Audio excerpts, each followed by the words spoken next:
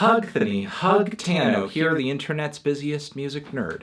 Hope you're doing well, and it's time for a review of the new Tim Hecker album, Konoyo. This is the newest album from Canadian native, experimental music super producer, and the creator of my favorite album of 2013, Virgins, Tim Hecker. He has returned to his longtime label, KRANKY, to release his 9th full-length album, Konoyo. Definitely one of my most anticipated albums of the year, especially since Tim has produced some of my favorite records in the ambient and drone genres. Although I've had my issues with those accurate but not entirely descriptive labels for Tim's music. While Tim's albums from Haunt Me all the way to Love Streams do have a particularly drony quality about them, with many vast, evocative soundscapes that just wash over the listener's mind, and have taken on numerous shapes over the years, whether it be the bright and overwhelming walls of sound on An Imaginary Country, the apocalyptic piano dirges of Rave Death 1972, or the blurry and blissful fuzz of Love Streams. But the very active and engaging sound play and compositional elements of Tim's tracks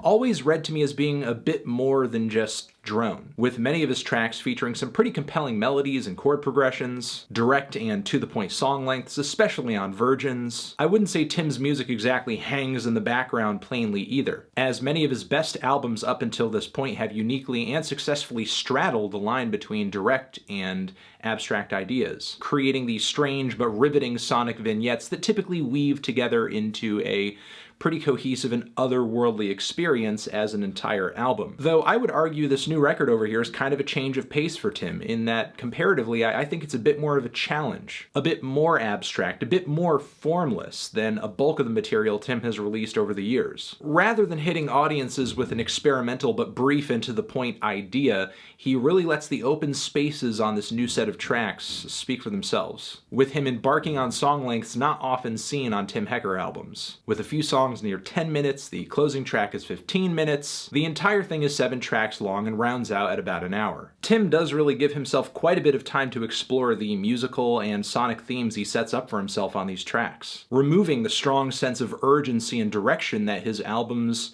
are usually known for, that set him apart from many other artists in the ambient genre. In a way, I think Konoyo lives up to that genre label more than many other albums in Tim's discography do, which by no means is necessarily a bad thing. With the overall sound of this album, I think Tim does embark on a slightly different style and aesthetic. Overall, I would call the vibe of this record alien, very clean and pristine for the most part, and deliciously dystopian. Sure, while this album is moody, it certainly doesn't sound like the end of the world like some of Tim's best albums do. And while it is textured, I wouldn't call the sounds on this album harsh or distorted or super abrasive. On top of that, consider that this album was recorded in a temple just outside of Tokyo, Japan, with an ensemble of Japanese classical musicians. And I'm not talking about Japanese musicians playing Western classical music, but Japanese musicians playing Japanese classical music. And this traditional Japanese instrumentation does turn up on this record quite a bit, and greatly influences the overall sonic aesthetic of this thing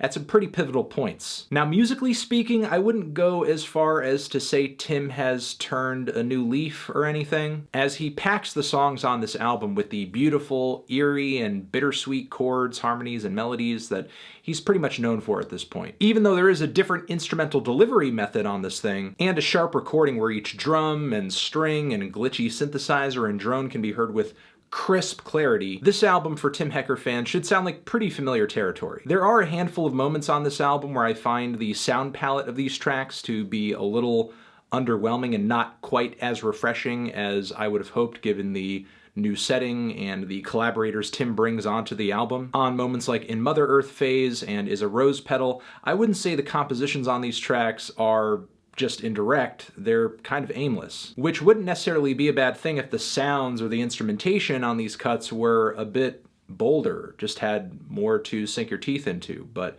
the ideas, sonically and musically, are pretty faint, even during the emotional peaks of these tracks. I don't really find the glacial and seamless synth drones on the track Sodium Codec Haze to be that engaging either. That being said though, I do think on some of the tracks, Tim does manage to make some very bold musical statements. I have really come to enjoy the plucky, glitched, and fractured lead melodies of the track keyed out. Even if I do think the instrumentation doesn't really come together into a supremely cohesive way on this track. In fact, I would say that's part of the appeal of the song, at least after I've listened to it so many times. It's like every sound is doing everything it can to just not come together, and yet it's all creating this incredibly potent, moody space very successfully. A similar sound palette comes together on the song Death Valley, but in a much more cohesive composition. The way the song's echoed chords and bass notes kind of bounce off of one another as if they're kind of tumbling down into a cavern. The track is like dark, blissful ear candy. It's gorgeous. It's sublime. And some of the synth passages on this track too sound like something out of a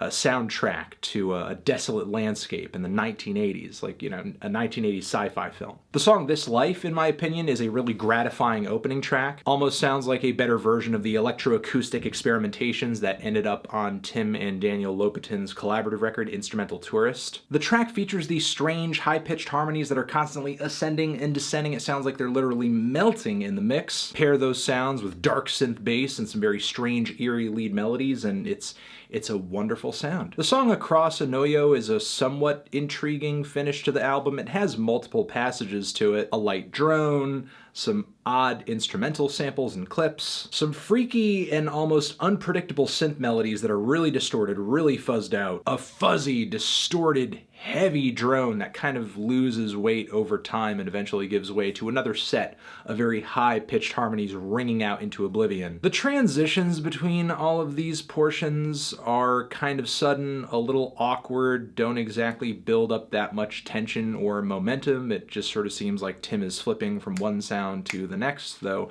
I do find the timbres of the instrumentation to be kind of intriguing, and it does have a strong mood to it. Overall, I would say Konoyo, it's a pretty decent album and a somewhat interesting attempt at bringing some new sounds and ideas into Tim Hecker's catalog. The fact that the compositions on this thing are a bit more vast and open, yes, it's a change of pace and maybe not my favorite approach for Tim to take, but I feel like the gravest misstep that this album makes is in its handful of moments, because there aren't that many tracks on this record, the instrumentation can come off occasionally kind of bland, lifeless. The sounds just ain't that bold. And really sit in these lengthy cuts and soak them in is something I think I would be much more excited to do if Tim's sound play were just a tad bit sharper. And it is on some of the tracks here, but on at least several of the cuts, a little underwhelming. And with Konoyo featuring just 7 tracks, far fewer than many other Tim Hecker albums, that means a lot of eggs are being put into fewer baskets. All that being said, though, I don't think it's a bad album. I think it's pretty decent, and most certainly hardcore fans are going to love this no matter what. I'm feeling a decent 2 strong 6